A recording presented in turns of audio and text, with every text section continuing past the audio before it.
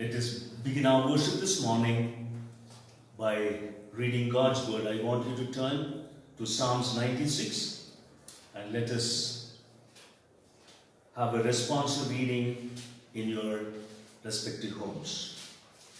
Join with me in the reading of God's word. Oh, sing to the Lord a new song. Sing to the Lord, all the earth. Sing to the Lord, bless his name. Proclaim the good news of his salvation from day to day. Declare his glory among the nations, his wonders among all peoples. For the Lord is great and greatly to be praised. He is to be feared above all gods. For all the gods of the people are idols. But the Lord made the heavens. Honor and majesty are before him. Strength and beauty are in his sanctuary. Give to the Lord, O families of people. Give to the Lord glory and strength. Give to the Lord the glory due to his name. Bring an offering and come into his courts. O worship the Lord in the beauty of holiness. Tremble before him, all the earth. Let us look to the Lord in prayer. Most gracious God and loving Heavenly Father, we thank you and praise you and worship you for giving a life on this earth till this moment. Whether we live or we die, it is for your glory. You have chosen us. We have not chosen you. You have chosen us before the foundation of this earth. Thank you, Lord, for your love, your grace upon us. With thanksgiving, with praises from our heart, this morning as a church, we have come to worship you and praise you. Like people who are seated in their homes, we join us to worship you. We all give all the glory and honor. We give all the praises and glory. And you are the worthy of all worship. In Jesus' mighty name we pray.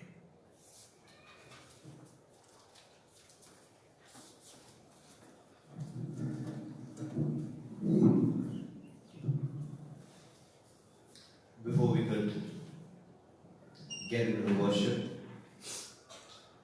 let us search our hearts before the Lord this morning, how we are before his presence. Is there anything which he is not happy with us? Let us sing the song, Create in me a clean heart and renew a right spirit within me. Before we could get into the worship, let's close your eyes and wherever you're seated online, Lord, search my heart, Lord, cleanse me. If anything is not right before you, which will be a hindrance to come into your presence to worship this morning, please, Lord, clean it all.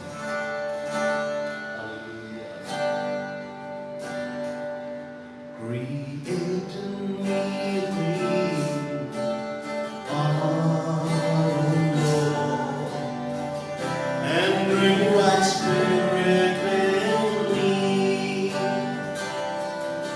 Create in me a clean heart, Lord, and bring right spirit within me. Cast me all away from thy presence, O Lord, and take all thy Holy Spirit from me. Restore unto me the joy of thy salvation, and bring right spirit within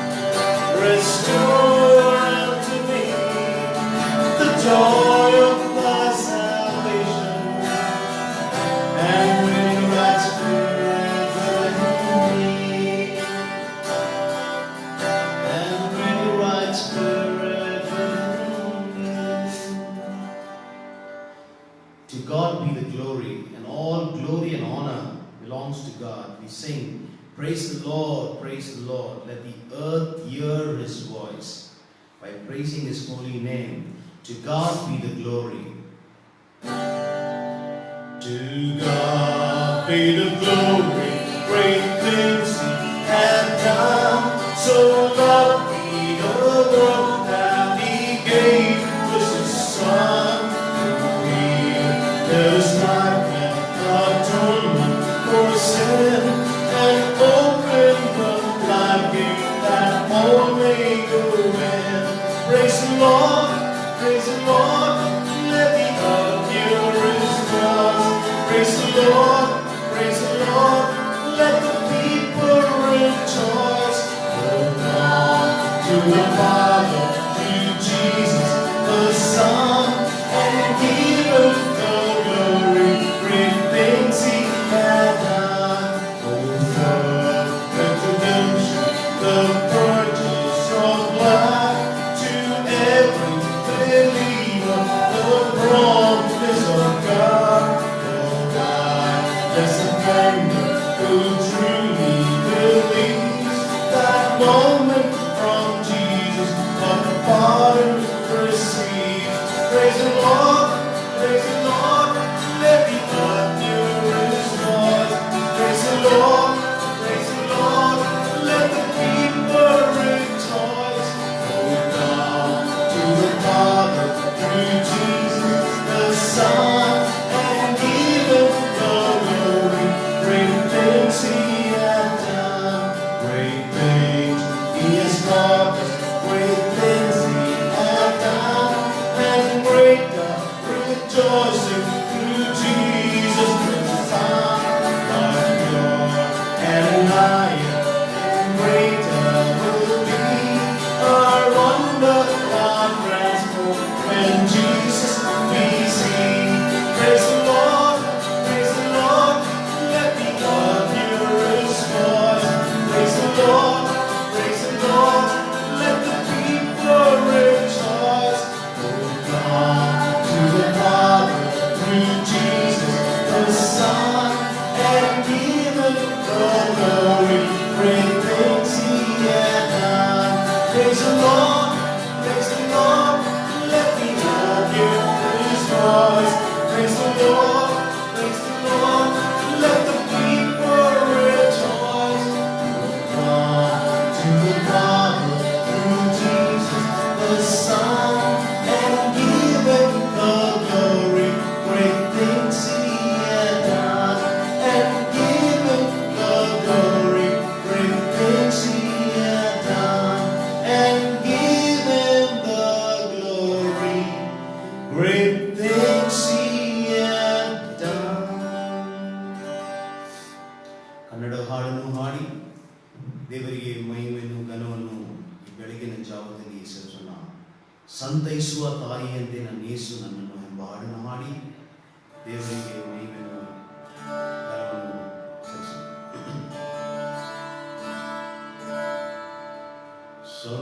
ಸಂತೈಸುವ ತಾಯಿಯಂತೆ ನನ್ನ ಯೇಸು ನನ್ನನ್ನು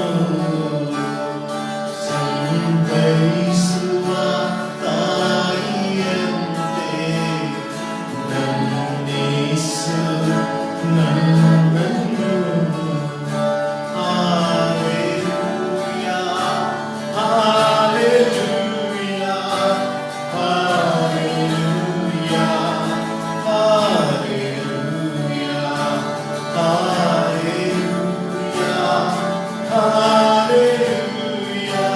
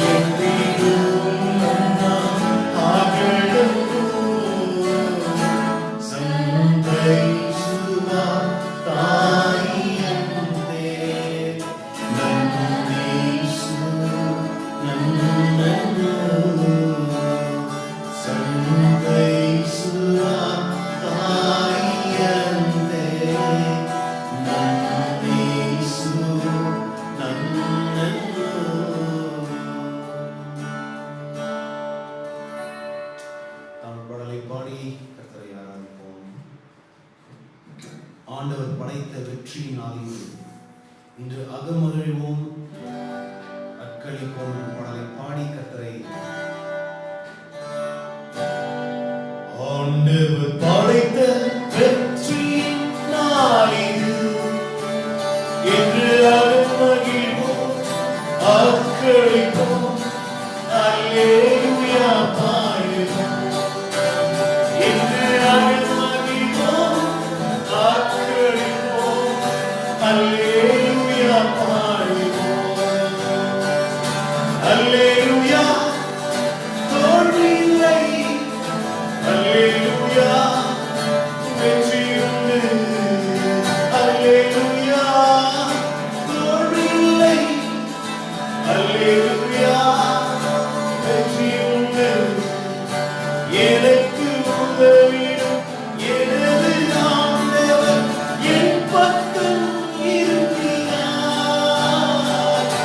எனக்கு உதவிடும் எனது ஆண்டவர் என் பக்கம் இருக்கிறார் உலக மனிதர்கள் எனக்கு எதிராக என்ன செய்ய முடியும் உலக மனிதர்கள் எனக்கு எதிராக என்ன செய்ய முடியும் தோல்வி இல்லை எனக்கு வெற்றி வாரிசைத்தே தோல்வி இல்லை நமக்கு வெற்றி வாரிசைத்தோம்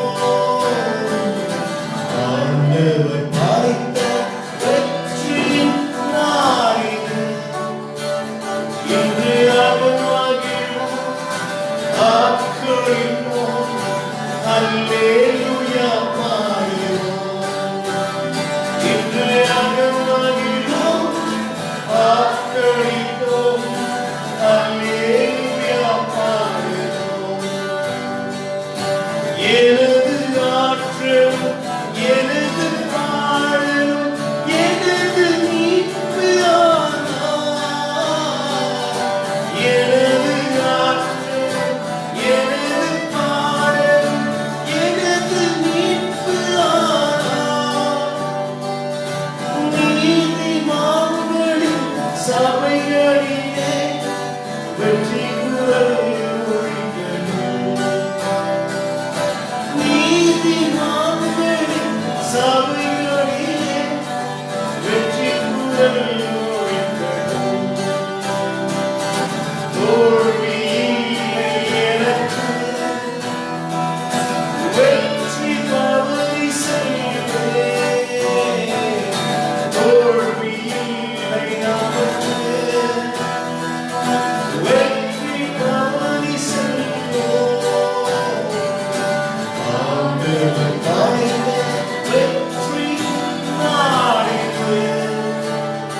இன்று அகமகிழ்வோம், ஆட்களிப்போம், அல்லேலூயா பாடுவோம்.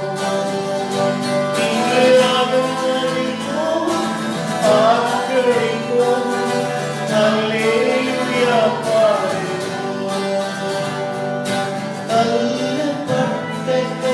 கட்டியம் தாங்கியம் மூளை கல்லாயிற்று.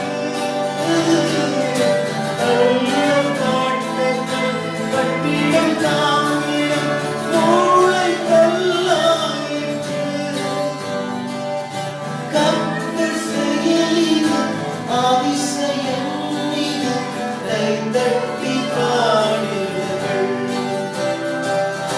கர்த்தர் செயலில் அதிசயம் மிக கைதட்டி பாடுங்கள். தோல்வியில்லை நமக்கு, வெற்றி பரிசில்லை. தோல்வியில்லை நமக்கு, வெற்றி பரிசில்லை. ஆண்டவர் அழைத்த வெற்றியின் நாளிது. இன்று அகமகிழ்வோம், ஆட்களிப்போம், அல்லேலூயா பாடுவோம்.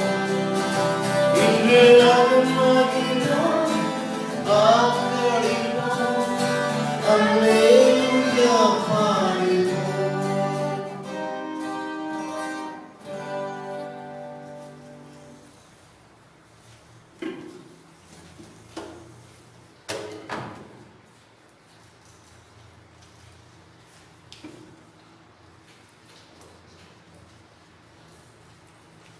தேவனுக்கு மகிமை உண்டாவதாக.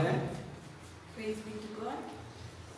இந்த காலை தியானத்திற்காக தெரிந்து கொள்ளப்பட்ட தலைப்பு என்னவென்றால், For today's meditation, the topic which I have chosen is நாம் கடந்து செல்லக்கூடிய எல்லா சூழ்நிலையும் தேவனையே நம்புவது. trusting God in all the situations that we go through.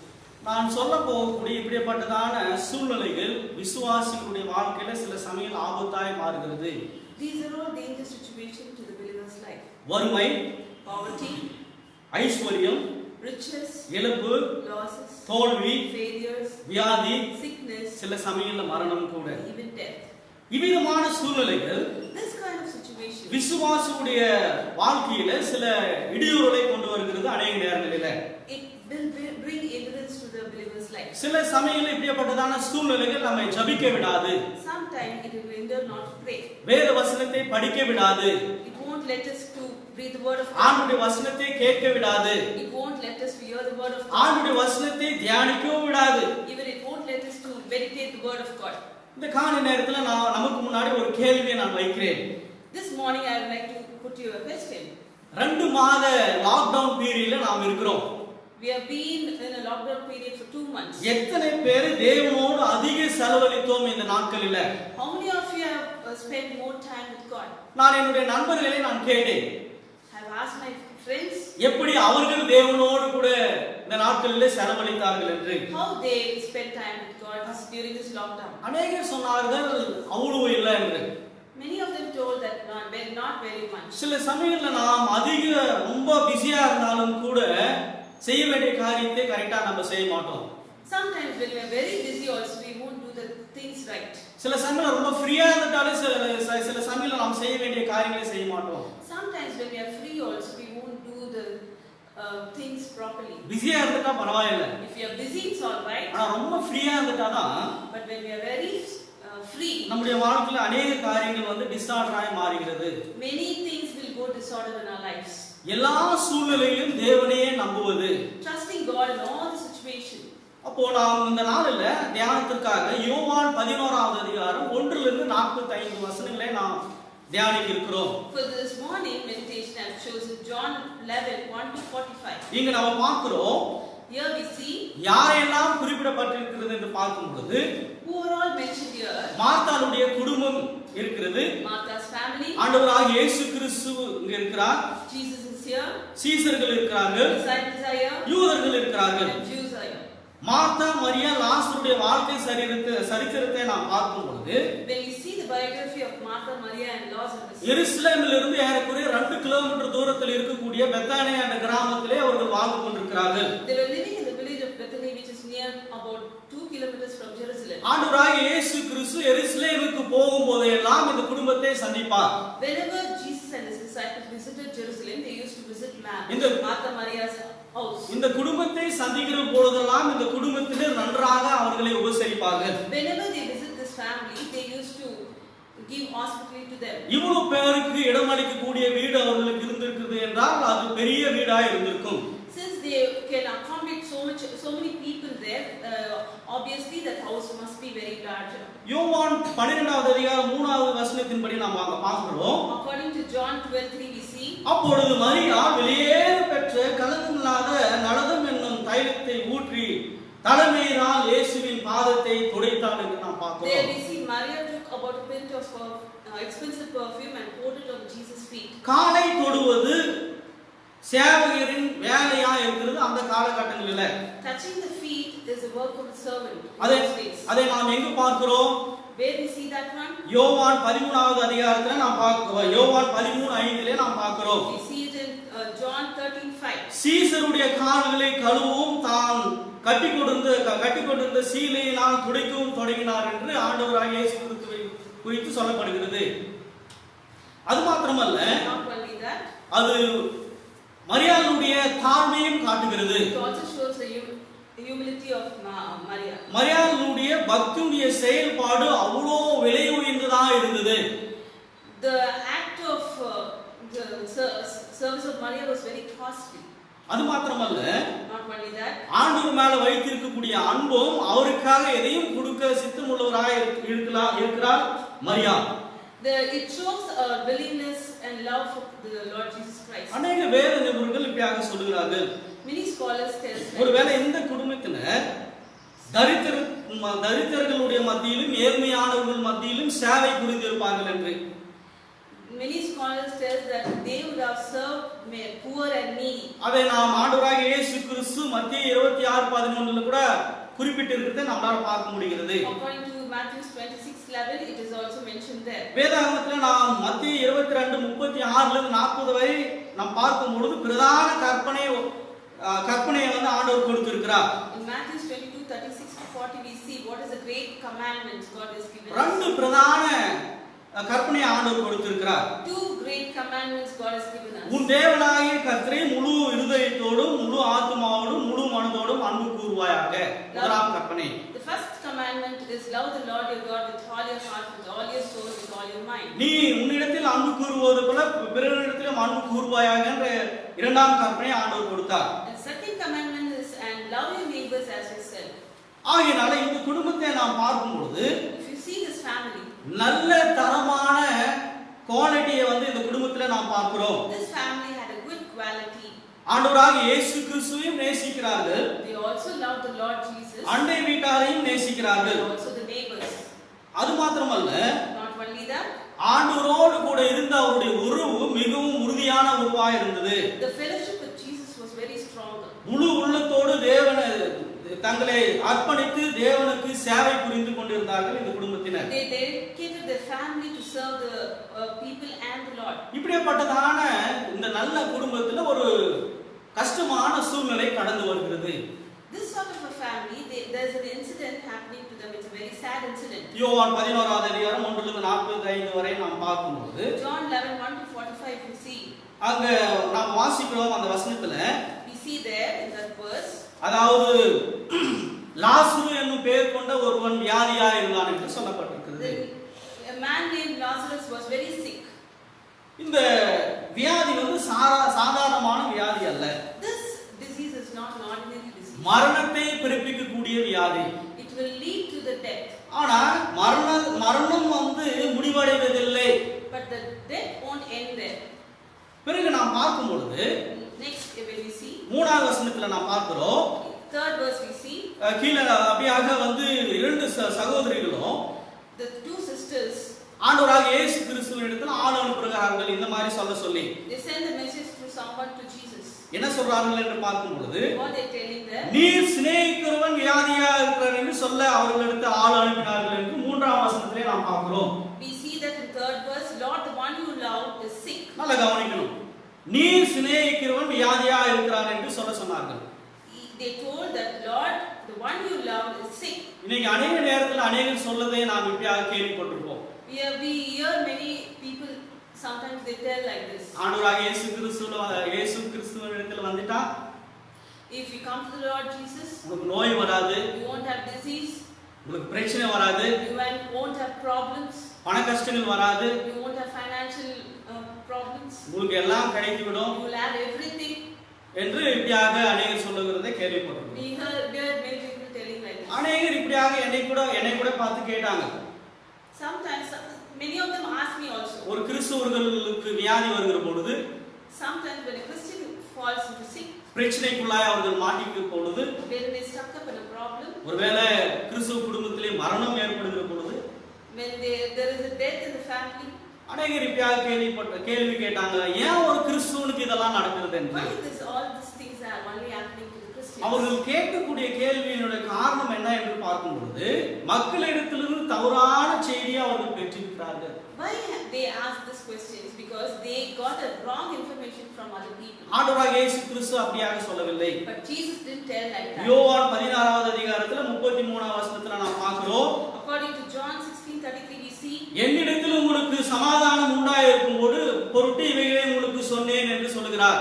I have told you these things so that you in me you may have peace. இந்த உலகத்திலே உங்களுக்கு உபத்திரம் உண்டு. In this world you will have trouble. திடன் கொள்ளுங்கள், நான் உலகத்தை ஜெயித்தேன் என்று. Take heart, I have overcome the world. அப்போ இந்த உலகத்திலே உங்களுக்கு உபத்திரவங்கள் உண்டு என்று ஆண்டவராகிய இயேசு கிறிஸ்து குறிப்பிட்டிருக்கிறார். God has already told us in this world you will have trouble. ஆதியாகமத்திலிருந்து வெளிப்படுத்தின விசேஷம் வரை நாம் பார்க்கும்போது தேவனுடைய பிள்ளைகள் பலவிதமான பிரச்சனைகளுக்குள்ளாய் கடந்து சென்றார்கள் என்று பார்க்கிறோம். From Genesis to Revelation, if you see, all the God's servants have faced a lot of troubles in their life. போராட்டம், பிரச்சனைகள், கஷ்டங்கள், அவமானத்திற்குள்ளாய் அவர்கள் கடந்து சென்றார்கள்.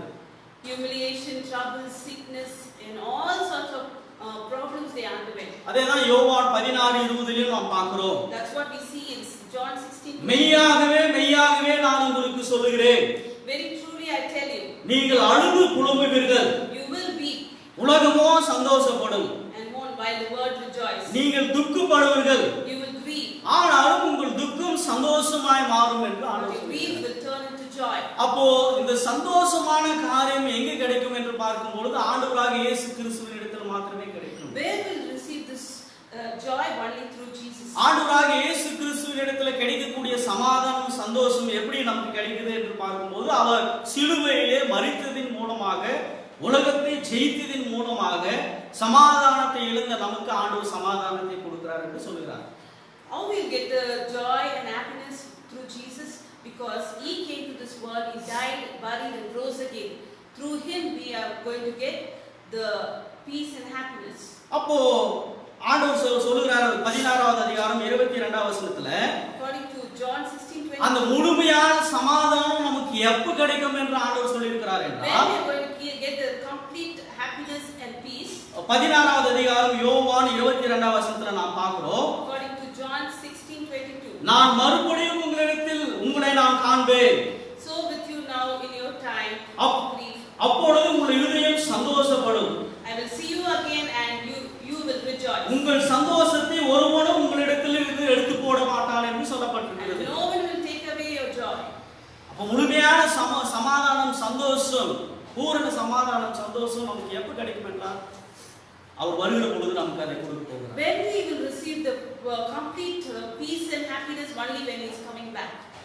மறுபடியும் யோவான் 11வது அதிகாரம் 5வது வசனத்துக்குள்ளாய் நாம் கடந்து செல்வோம். According to John 11:5 we are going to see. இங்க நாம் பார்க்கும் பொழுது, Here we see மார்த்தாள் இடத்திலோ, to Martha, மரியாள் இடத்திலோ, லாசருவின் இடத்திலும் இயேசு அன்பாய் இருந்தார் என்று குறிப்பிடப்பட்டிருக்கிறது. Jesus was very happy and he loved them. அப்போ Martha, Maria and Lazarus. மூன்று பேரையும் ஆண்டவர் இங்க நேசித்தார் என்பதே யோவான் 11:5 குறிப்பிடப்பட்டிருக்கிறது. We see in John 11:5 Jesus loved all these three of them. அப்ப அவர்கள் என்ன செய்தார்கள் என்று பார்க்கணும். பொழுது we have to know what they did. தேவனுடைய சித்தத்தை தங்களுடைய வாழ்க்கையில புரிந்து கொண்டு தேவனுடைய சித்தத்தின்படி அவர்கள் நடந்தார்கள். Because why he loved them? Because they understand the God's will and walked accordingly. இயேசுவையும் மற்றவர்களை நேசிப்பதில் அவர்கள் ஒருமனப்பட்டிருந்தார்கள் என்று நாம் பார்க்கிறோம். In loving others and Jesus, they were united in loving them. இயேசுவோடும் மற்றவர்களோடும் அவர்களுக்கு இருந்த ஐக்கியம் வந்து ஒருமன ஐக்கியமா இருந்தது. The fellowship they had with Jesus and others was they had a unity in that. ஆண்டவருக்கு சேவை புரிவதிலே அவர்கள் ஒற்றுமையா இருந்தார்கள். In serving the Lord, they were together. இன்றைக்கு நாம் பார்க்கக்கூடிய குடும்பங்கள் எல்லாம் எப்படி இருக்கு? Nowadays family, how they are. இன்றைக்கு अनेक ஏற்றத்தாழ்வுகள் ஒரே குடும்பத்துல நாம் பார்க்கிறோம். We see ups and downs in many families. அன்பிலே ஏற்றத்தாழ்வுகள், In love we have ups and downs. ஐக்கியத்திலே ஏற்றத்தாழ்வுகள் இருக்கு. In fellowship we have ups and downs. ஒருவர் மேல ஒருவர் அக்கறை காட்டுவதிலே நாம் ஏற்றத்தாழ்வுகளை பார்க்கிறோம். Showing love to each other, we see their ups and downs. இன்றைக்கு குடும்பங்கள்ல நாம் பார்க்கிறோம் ஒருவரே ஒருவர் கைவிட்டு விடுகிறார்கள். And each of us forsake each other. இந்த குடும்பங்களிலே இன்னைக்கு நாம் பார்க்கக்கூடிய குடும்பங்களிலே அதிகமா என்ன இருக்குது என்று பார்க்கும்போது ஈகோ பிரச்சனை அதிகமா இருக்குது. In nowadays family we see there's a lot of ego problem. ஆனால் இந்த குடும்பத்துல நாம் பார்க்கும் பொழுது ஒருவேளை இந்த மூன்று பேர்கள் மத்தியில அவ்வளவோ ஐக்கியமும் ஒற்றுமையும் அன்பையும் நம்மளால காண முடிகிறது. But in this three of their life we see there is a unity and a fellowship. அப்ப யோவான் 11:6 நம்ம வாசிக்கிறோம். We see John 11:6. அவன் வியாதியா இருக்கிறார் என்று ஆண்டவர் கேள்விப்பட்ட பொழுது தாம் இருந்த இடத்திலே பின்னும் 2 நாள் தங்கினார் என்று நாம் பார்க்கிறோம். We see so when he heard that Lazarus was sick, he stayed where he was 2 more days. நல்லா கவனிக்கணுங்க. அவர் கேள்விப்பட்ட பொழுது தாம் இருந்த இடத்திலே பின்னும் 2 நாள் தங்கினார் என்று நாம் பார்க்கிறோம். We see when he heard that Lazarus is sick, he stayed back 2 more days. இந்த வசனத்தை பார்க்கும் பொழுது சில சமயம் நமக்கு ஆச்சரியமா இருக்கிறது. When we see this verse, it surprises us. இவ்வளோ தரமான குடும்பத்திற்கு ஆண்டவர் வந்து உடனே உதவி செய்யவில்லையே, தாமதிக்கிறாரே அப்படின்னு நாம் சில சமயங்கள்ல யோசிக்கலாம். We may think that this quality family whom the God loves, hearing that Lazarus is sick and he stayed back 2 more days, we may think like that. அநேகருடைய வாழ்க்கையில நாம் ஜெபிக்கக்கூடிய ஜெபத்திற்கு உடனே பதில் எதிர்பார்க்கிறோம். Many times when we pray, we expect answer immediately. ஆண்டவர் நம்முடைய ஜெபத்திற்கு பதில் கொடுக்காத பட்சத்தில் அல்லது பதிலுக்கு தாம் நம்முடைய கேள்விக்கு அல்லது ஜெபத்திற்கு வந்து தாமதிக்கும் போது ஆண்டவர் நாம் அப்படியாக முணுமுணுக்கிறோம். When we don't get the answer immediately or the answer is delayed, we may murmur. சில சமயம் இப்படி கூட நாம சொல்றோம். Sometimes we may tell like this. ஆண்டவராகிய இயேசு கிறிஸ்துவை நான் நேசிக்கிறேன். I love the Lord Jesus very much. நான் ஜெபிக்கிறேன். I pray. பைபிள் வாசிக்கிறேன். I read the Bible. நான் காணிக்கை கொடுக்கிறேன். I give offering. மற்றவர்களுக்கு நான் உதவி செய்கிறேன். I also help others. ஊழியத்தை தாங்குகிறேன். I also support the ministry. ஊழியம் செய்கிறேன். I also serve the ministry. எனக்கு கொடுக்கப்பட்ட இருக்கக்கூடிய எல்லா பொறுப்பையும் நான் கரெக்ட்டா செய்து கொண்டிருக்கிறேன். I also do all the things which is given me. பின்ன ஏன் ஆண்டவர் என்னுடைய ஜெபத்திற்கு பதில் அளிக்கவில்லை என்று நாம் அப்படியாக கேள்விகளை எழுப்புகிறோம். Then why did Lord, there is no answer from the Lord? We may raise questions like that. அப்ப ஆண்டவராகிய இயேசு கிறிஸ்து இந்த குடும்பத்திற்கு வந்து உதவி செய்யாததுக்கு காரணங்கள் இருக்கு. There is a reason behind why the Lord Jesus delayed staying back 2 more days. உடனே வந்து பதில் அளிக்காத இருப்பதற்கு அவர் தாமதித்ததற்கு பின்னாடி ஏதோ காரணங்கள் இருக்கு. There is a reason behind this delay in coming. ஆகையால இந்த நாளில நாம் 4 விதமான காரணங்களை குறித்து நாம் தியானிக்க போகிறோம். We are going to see 4 reasons of his delay. ஏன் ஆண்டவர் வந்து அவர்களுக்கு வந்து உடனே பதில் அளிக்கவில்லை என்பதற்கான 4 காரணங்களை குறித்து நாம் பார்க்க போகிறோம். We see 4 reasons why Jesus delayed coming there. முதலாவது காரணம் என்ன அப்படின்னு பார்க்கும்போது, First reason is ஆண்டவருக்கு மகிமை உண்டாக, to give the Lord the glory. ஆண்டவராகிய இயேசு கிறிஸ்து மகிமைப்படுகிற பொழுது தேவனுடைய மகிமைக்காக அவர் மகிமைப்படுவதற்காக அவர் தாமதித்தார். In order to through Jesus getting the glory, the heavenly Father will get the glory for that. ஆண்டவராகிய வல்லமையை அந்த இடத்துல காண்பிப்பதற்காக அவர் தாமதித்தார். And to show the power and strength of the Lord. ஒவ்வொரு ஜீவன் மேல அவருக்கு எல்லாம் அதிகாரம் இருக்கிறது என்பதை காண்பிக்க. And to have to show that he's got all authority to on everyone. இரண்டாவது காரணம், The second point, சீஷர்களுடைய விசுவாசத்தை பலப்படுத்த. and also to strengthen the faith of the disciples.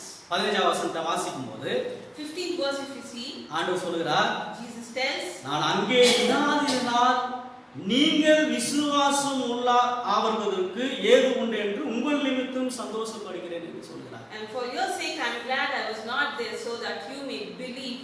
But let us go to him now. நான் அங்கே இராததினால் நீங்கள் விசுவாசம் உள்ளவர்களாகிறதற்கு ஏது உண்டு என்று உங்கள் நிமித்தம் சந்தோஷப்படுகிறேன் என்று சொல்கிறார். Since I am not there, your faith must be strengthened. So I didn't go and happy about it. அதுக்கு மேலே இருக்கக்கூடிய 11ஆம் வசனத்திலிருந்து 14ஆவது வசனத்தில வரையில நாம் படிக்கும் பொழுது லாசரு மரித்து போனான் என்பதை யார் கண்டது? ஆண்டவராகிய இயேசு கிறிஸ்துவுக்கு தெரியும். If you see from 11 to 14, Jesus knew already that Lazarus was dead.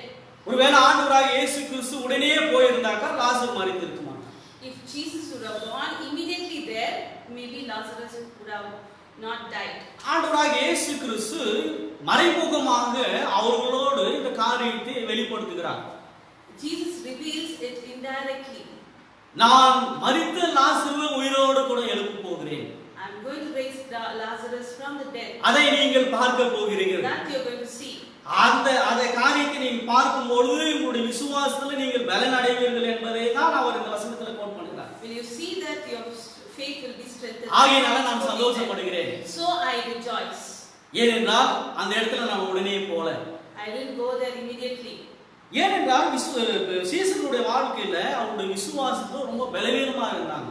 Because the disciples were very weak in faith. ஆகையால அது மாத்திரமல்ல, ஆண்டவராகிய இயேசு கிறிஸ்துவை ஆண்டவராகிய இயேசு கிறிஸ்துவினால எல்லாம் செய்ய அவர் வல்லமை உள்ளவராய் இருக்கிறார் என்பதை அவர்களுக்கு காண்பிக்க. And to show the Lord Jesus Christ, to show his power that he can do everything and all things. மூன்றாவது காரணம் ஏன் அவர் தாமதித்தார் என்று பார்த்தோம். Third reason why he delayed. மரித்த பிறகு உயிர்த்தெழுதல் இருக்குது என்பதை வெளிப்படுத்த காண்பிக்க. To show after death there is resurrection. யூதர்கள் அநேகர் விசேஷமா சதுசேயர்கள் உயிர்த்தெழுதலை நம்புறதில்லை. Among the Jews, especially the Sadducees, they don't believe in resurrection. இந்த உயிர்த்தெழுதலின் மூலமாய் உயிர்த்தெழுதலை நம்பாதவர்களை அவர்களுக்கு அடையாளமாய் காண்பிக்க தான் ஆண்டவராகிய இயேசு கிறிஸ்து தாமதித்தார். And he also delayed because to show the Sadducees there is resurrection after death. ஆண்டவராகிய இயேசு கிறிஸ்துவை தன்னுடைய வாழ்க்கையில சொந்த இரட்சகராக ஏற்றுக்கொண்டு மரிக்கக்கூடிய அனைவரையும் அவர் எழுப்ப போகிறார் என்பதை காண்பிப்பதற்காக இந்த காரியத்தை அவர் செய்தார். And also to show those who have died in Christ, like after accepting the Lord as personal Savior and died and rose again, and when he's coming back, he will raise those who died in believing him. அப்போ அதே அதிகாரத்துல அதோட ரிசல்ட்டை நம்ம உடனே பார்க்க முடியுது. We can see the result in the same chapter. 45ஆம் வசனத்துல நீங்க வாசிக்கும்போது In 45 verse இதை பார்த்து அநேக யூதர்கள் விசுவாசம் உள்ளவர்களானார்கள் என்று பார்க்கிறோம். Seeing this, many Jews had faith in God. ஆண்டவராகிய இயேசு கிறிஸ்து மரித்த லாசருவை உயிரோடு கூட எழுப்பினதை பார்த்த அநேக யூதர்கள் ஆண்டவராகிய இயேசு கிறிஸ்துவை நம்பினார்கள் என்று நாம் பார்க்கிறோம். Those all saw Jesus raising Lazarus, seeing that they all believed in Jesus. That's what we see there.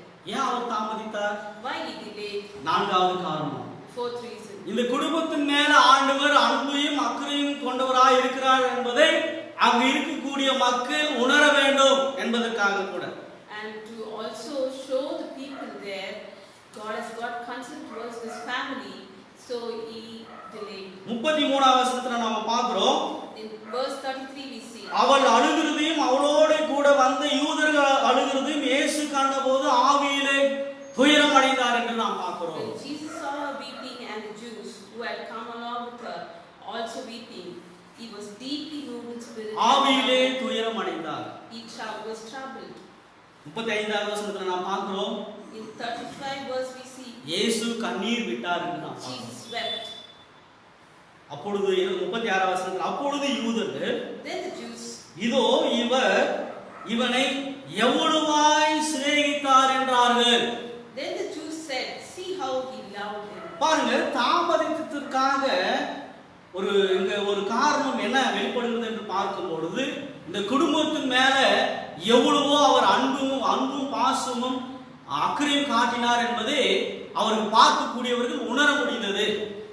But and one more thing he did is seeing the Jews could understand how much of love Jesus had on his family and the way he comforted them. மரித்த லாசருவை உயிரோடு கூட எழுப்பும்போது இந்த குடும்பத்திற்கு ஆறுதல் வந்தது. When we raised Lazarus from the dead, this family got the comfort. 43ஆம் வசனத்துல நம்ம பார்க்கும்போது, In verse 43 if we see, லாசருவே வெளியே வா என்று உரத்த சத்தமாய் கூப்பிட்டார். அப்பொழுது லாசரு வெளியே வந்தான் என்று சொல்லப்படுகிறது. Jesus called in a loud voice, Lazarus come out. Then Lazarus came out. ரோமர் 8:28ல நாம் வாசிக்கிறோம், Romans 8:28 if you see, அவரிடத்தில் அன்பு கூறுபவர்களுக்கு சகலமும் நன்மைக்கு ஏதுவாக நடக்கிறது என்பதை நாம் பார்க்கிறோம். those who love him, everything is. தேவனிடத்தில் அன்பு கூறுபவர்களுக்கு சகலமும் நன்மைக்கு ஏதுவாக நடக்கிறது என்பதை நாம் அறிந்திருக்கிறோம். And we know that in all things God works for the good for those who love him. ஒருவேளை அவர் நம்முடைய ஜெபத்திற்கு பதில் அளிக்கவில்லை என்றாலும் அது நன்மைக்காகவே. If God has not answered our prayers for our good, நம்முடைய ஜெபத்திற்கு அவர் தாமதித்தாலும் நன்மைக்காகவே, நம்முடைய நன்மைக்காகவே. if he delayed to answer our prayers, it's for our good. நம்முடைய ஜெபத்திற்கு உடனே பதில் அளித்தாலும் அது நம்முடைய நன்மைக்காகவே. And if he answers our prayer also, it's for our good. Martha மரியாள் அவர்களுக்கு உதவியா இருந்த சகோதரனை எழுந்து விட்டார். Martha Maria lost their favorite and loved brother. அதன் மூலமாக அவருடைய வாழ்க்கையில் இருந்து சந்தோஷத்தையும் சமாதானத்தையும் இழந்தார்கள். Through that they lost their happiness and peace. ஆனால் அவர்களுக்குள்ள இருந்த விசுவாசத்தையும் நம்பிக்கையும் அவர்கள் இழக்கவில்லை. But they didn't forget the faith in the Lord. ஆண்டவர் மேல் வைத்திருக்கக்கூடிய அன்பு இந்த சூழ்நிலையில் அவர்கள் குறைக்கவில்லை. And they also didn't lost hope in the Lord, and they didn't stop loving the Lord. இந்த குடும்பம் கடந்து சென்ற எல்லா சூழ்நிலையும் ஆண்டவராகிய இயேசு கிறிஸ்து அறிந்திருந்தார். This the situation Martha's family went through, Jesus know that what they are going through. இப்படிப்பட்டதான சூழ்நிலையில இருந்த இந்த குடும்பத்திற்கு லாசருவை உயிரோடு கூட எழுப்பதன் மூலமாக சமாதானத்தையும் சந்தோஷத்தையும் ஆண்டவர் கொடுத்தார். By raising Lazarus, Jesus gave that family happiness and joy. ஆனா அந்த சந்தோஷம் சமாதானம் நித்திய சமாதானம் அல்ல. That happiness and peace is not eternal. அது நிரந்தரம் அல்ல. It is not eternal. ஏன்னா நம்ம அப்படியே லாசர் மரிக்க போறோம். Because again Lazarus will die one day. அப்போ ஆண்டவராகிய என்னிடத்தில் உங்களுக்கு சமாதானம் உண்டாகும் என்று அவர் சொல்லியிருக்கிறார் என்றால் அதனுடைய காரணம் அதனுடைய அர்த்தம் என்ன என்று பார்க்கும் பொழுது, Jesus has told you will have peace in me, that what it means. ஆண்டவர் கொடுக்கக்கூடிய சமாதானம் சந்தோஷத்துக்கு முடிவு அல்ல.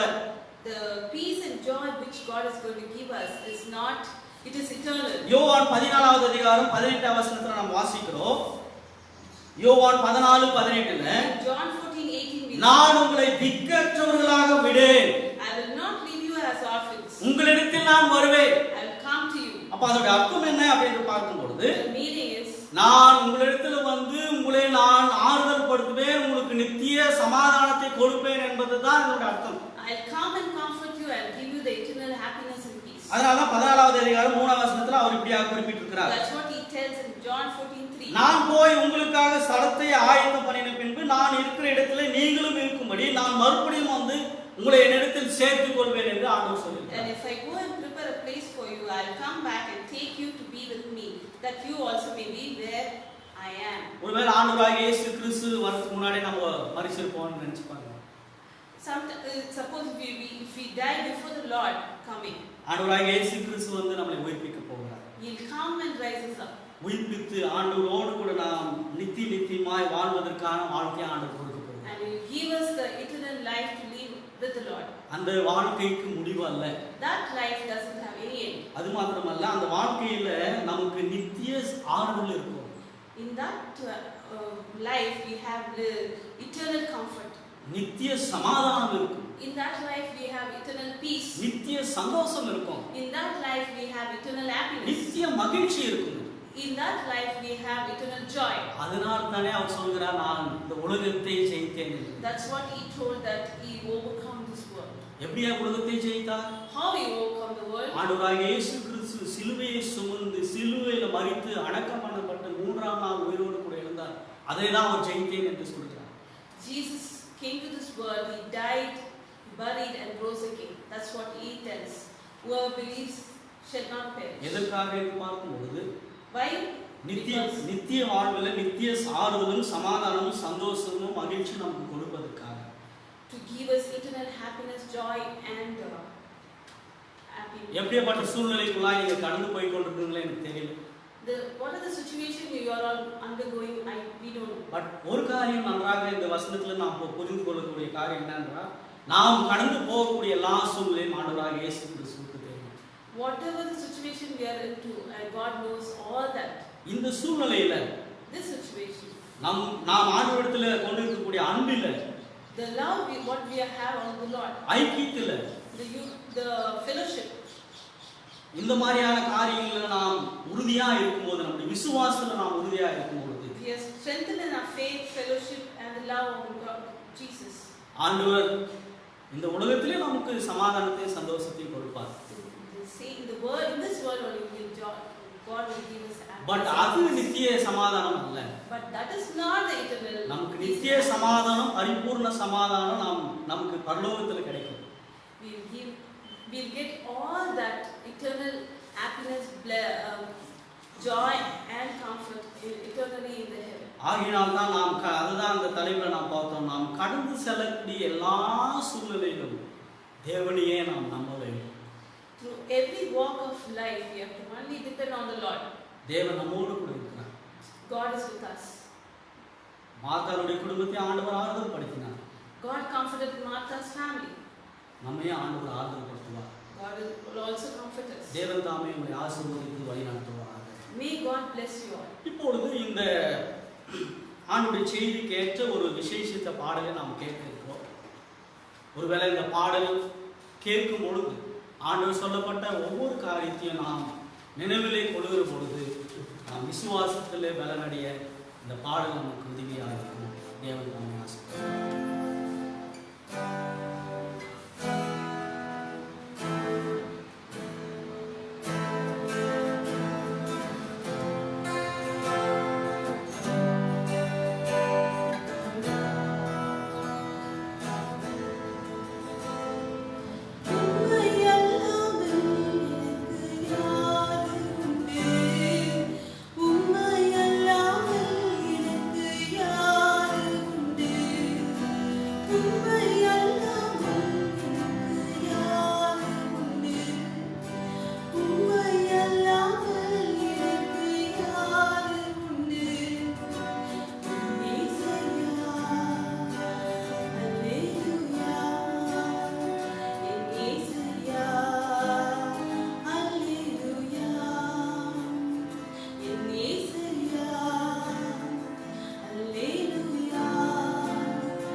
Hallelujah.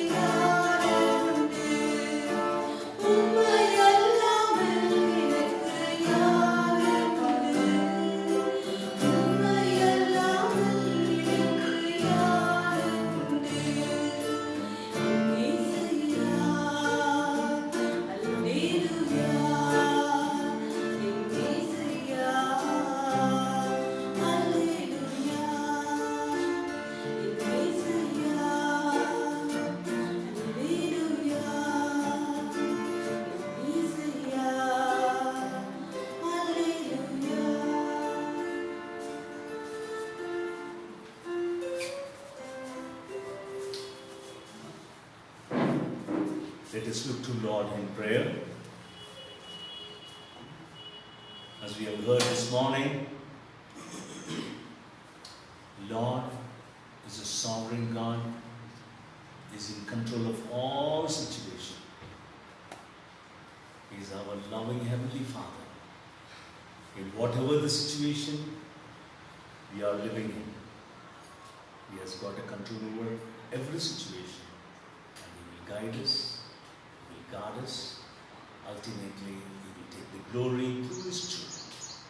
இந்த காலையில நாம் கேட்ட வசனத்தின் பிரகாரமாக நம்ம எந்த சூழ்நிலையிலே கர்த்தருடைய பிள்ளைகள் வாழ்ந்தாலும் கர்த்தர் ஏக சக்கராதிபதியாகிய எல்லா சூழ்நிலை மீதும் ஆளுகை செய்யக்கூடியவர். தன் பிள்ளைகளுக்கு நன்மையை செய்து நாம் படக்கூடிய எல்லா உபத்திரவமானாலும் கஷ்டங்களானாலும் நம் மூலமாக கர்த்தர் வெளிப்படுகிறார்.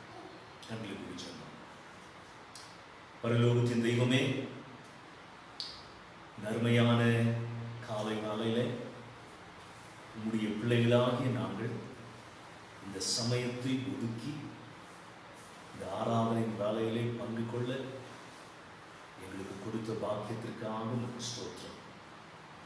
இந்த காலையில நாங்கள் ஒன்றாக திருச்சபையாக கூடி ஆராதிக்க முடியாமல் சூழ்நிலையில் இருந்த போதிலும் எங்கள் இல்லங்களிலே நின்று நாங்கள் திருச்சபையாக எங்கள் ஆவியிலே இணைந்து உம்மை தொழுது கொள்ளக்கூடிய பாக்கியத்தை நீர் எங்களுக்கு கொடுத்தி அதற்காக ஸ்தோத்திரிக்கிறோம். ஆண்டவரே, நீர் கொடுத்த செய்தியின் பிரகாரமாக எங்கள் வாழ்விலே நீர் என்ன அனுமதித்தாலும் நாங்கள் உம்மாலே மீட்கப்பட்ட தெரிந்து கொள்ளப்பட்ட ரட்சிப்பை பெற்ற பிள்ளைகள். எங்களுடைய வாழ்க்கை இந்த உலகத்தில் மட்டுமல்ல, எங்களுடைய வாழ்க்கை நித்தியமானது. எங்கள் வாழ்விலே நீர் என்னெல்லாம் அனுமதிக்கிறீரோ அவைகளின் மத்தியிலே நீர் மையப்பட போகிறீர். ஆண்டவரே, நாங்கள் எந்த சூழ்நிலையில் நடந்தாலும் எங்களோடு நீர் இருக்கிறீர்.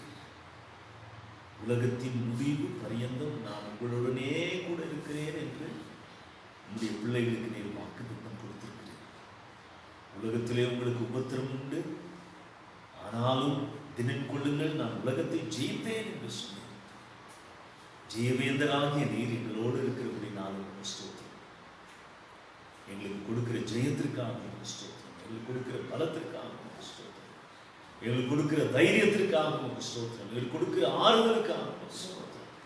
எங்களுக்கு கொடுக்கிற சுகத்திற்காக ஸ்தோத்திரம். எங்களை போஷிக்கிறதற்காக ஸ்தோத்திரம். எங்களுக்கு கொடுத்த பரிசுத்த ஆவியானவருக்காக ஸ்தோத்திரம். எங்களுக்கு கொடுத்த உடைய ஒப்பற்ற வார்த்தைக்காக ஸ்தோத்திரம். உடைய வார்த்தையின் வெளிச்சத்தில் எங்களை ஒவ்வொரு நாளும் நீர் நடத்தும். எங்கள் திருச்சபை பிள்ளைகளுக்காக நான் சொல்லிக்கிறேன். தொடர்ந்து உடைய பிள்ளைகளுக்கு பாதுகாப்பை தந்து உடைய பிள்ளைகளை சூழ்ந்து நடத்தும். நாளைக்கு செல்ல இருக்கிற பிள்ளைகளுக்கு ஞானத்தை தாரும், சரிகிற பலத்தை தாரும், உடைய பாதுகாப்பை தாரும். எங்கள் தேசத்தின் மீது உடைய இரக்கத்தையும் கிருபையையும் ஊற்றும். எங்கள் தேசத்தின் தலைவர்களுக்காக ஜெபிக்கிறேன். எங்கள் தேசத்தின் மீது ஆண்டவரே உடைய கண்கள், இரக்கமுள்ள கண்கள், ஆண்டவரை குணமாக்கும் கரத்தை தொட்டு உடைய பிள்ளைகளை காக்க முடியாது. இந்த வேலையில நாங்கள் திருச்சபையாக சொல்கிறோம். எல்லா மகிமையும் கனத்தையும் எங்கள் கர்த்தரும் மீட்பரும் ரட்சகருமாகிய இயேசுவின் நாமத்திலே தாழ்மை பணிவோம். ஏறெடுக்கிறேன் ஜீவனுள்ள பிதாவே. என் ஆத்துமாவே கர்த்தரை ஸ்தோத்திரி. உங்கள் உள்ளமையோடு பரிசுத்த நாமத்தை ஸ்தோத்திரி. என் ஆத்துமாவே கர்த்தரை ஸ்தோத்திரி. கர்த்தர் செய்த சகல உபகாரங்களை கர்த்தராகிய இயேசு கிறிஸ்துவின் கிருபையும் பிதாவாகிய தேவனுடைய அன்பும் பரிசுத்த தேவ ஆவியானவருடைய அந்யோன்ய ஐக்கியம் ஆசீர்வாதம் நம் அனைவரோடும் என்றும் என்றும் சதா காலம்